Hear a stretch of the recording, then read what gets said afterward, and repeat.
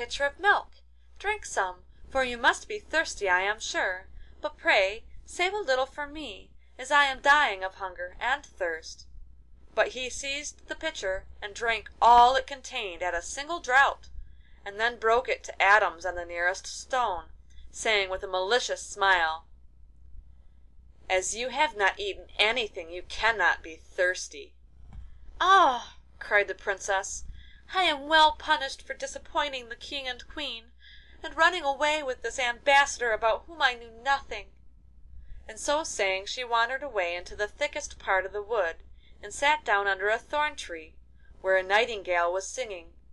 Presently she heard him say: 'Search under the bush, Princess. You will find some sugar, almonds, and some tarts there, but don't be silly enough to offer Fanfaronade any.' And this time the Princess, who was fainting with hunger, took the nightingale's advice, and ate what she found all by herself.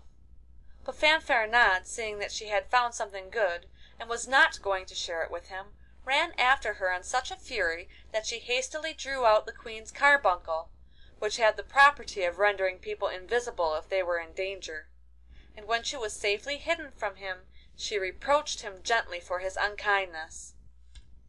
Meanwhile Admiral Cocked Hat had dispatched Jack the Chatterer of the Straw Boots, courier in ordinary to the Prime Minister, to tell the King that the Princess and the Ambassador had landed on Squirrel Island, but that not knowing the country he had not pursued them, for fear of being captured by concealed enemies. Their Majesties were overjoyed at the news, and the King sent for a great book, each leaf of which was 8 ells long. It was the work of a very clever fairy, and contained a description of the whole earth. He very soon found that Squirrel Island was uninhabited. 'Go,' said he to Jack the Chatterer, 'tell the Admiral from me to land at once. I am surprised at his not having done so sooner.' As soon as this message reached the fleet, every preparation was made for war, and the noise was so great that it reached the ears of the Princess, who at once flew to protect her lover. As he was not very brave, he accepted her aid gladly. 'You stand behind me,' said she, 'and I will hold the carbuncle, which will make us invisible, and with the King's dagger I can protect you from the enemy.' So when the soldiers landed they could see nothing, but the Princess touched them, one after another, with the dagger, and they fell insensible upon the sand, so that at last the Admiral, seeing that there was some enchantment, hastily gave orders for a retreat to be sounded, and got his men back into their boats in great confusion. Fanfaronade, being once more left with the Princess, began to think that if he could get rid of her and possess himself of the carbuncle and the dagger, he would be able to make his escape. So as they walked back over the cliffs he gave the Princess a great push, hoping she would fall into the sea. But she stepped aside so quickly that he only succeeded in overbalancing himself, and over he went, and sank to the bottom of the sea like a lump of lead, and was never heard of any more.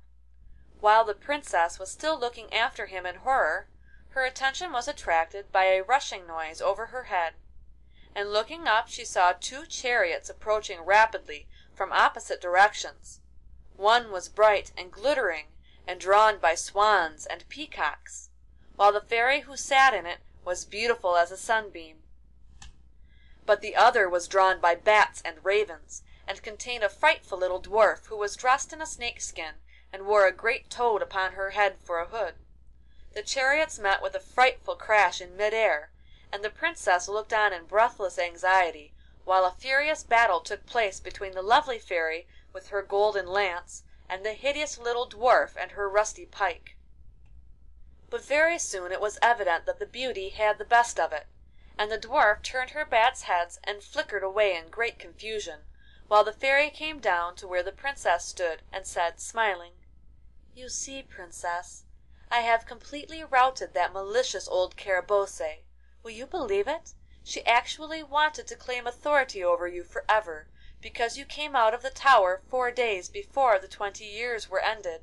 However, I think I have settled her pretensions, and I hope you will be very happy and enjoy the freedom I have won for you.'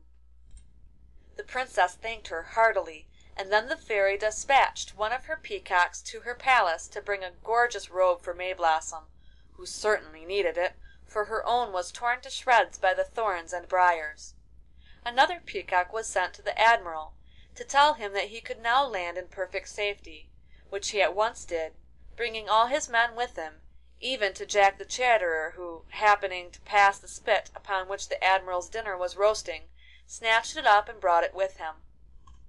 Admiral Cocked Hat was immensely surprised when he came upon the golden chariot, and still more so to see two lovely ladies walking under the trees a little farther away. When he reached them, of course he recognized the Princess, and he went down on his knees and kissed her hand quite joyfully. Then she presented him to the Fairy, and told him how Carabosse had been finally routed, and he thanked and congratulated the Fairy, who was most gracious to him. While they were talking she cried suddenly, "I declare I smell a savoury dinner." "Why, yes, madam, here it is," said Jack the Chatterer, holding up the spit, where all the pheasants and partridges were frizzling. "Will your Highness please to taste any of them?" "By all means," said the Fairy, "especially as the Princess will certainly be glad of a good meal." So the Admiral sent back to his ship for everything that was needful, and they feasted merrily under the trees. By the time they had finished the Peacock had come back with a robe for the Princess, in which the Fairy arrayed her. It was of green and gold brocade, embroidered with pearls and rubies, and her long golden hair was tied back with strings of diamonds and emeralds, and crowned with flowers. The Fairy made her mount beside her in the golden chariot, and took her on board the Admiral's ship, where she bade her farewell, sending many messages of friendship to the Queen, and bidding the Princess tell her that she was the fifth Fairy who had attended the christening.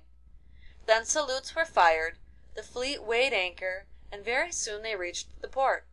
Here the King and Queen were waiting, and they received the Princess with such joy and kindness that she could not get a word in edgewise to say how sorry she was for having run away with such a very poor-spirited ambassador. But, after all, it must have been all Carabosse's fault. Just at this lucky moment who should arrive but King Merlin's son, who had become uneasy at not receiving any news from his ambassador, and so had started himself with a magnificent escort of 1,000 horsemen and 30 bodyguards in gold and scarlet uniforms, to see what could have happened. As he was 100 times handsomer and braver than the ambassador, the Princess found she could like him very much, so the wedding was held at once, with so much splendor and rejoicing that all the previous misfortunes were quite forgotten. End of Chapter 2. The Princess Mayblossom.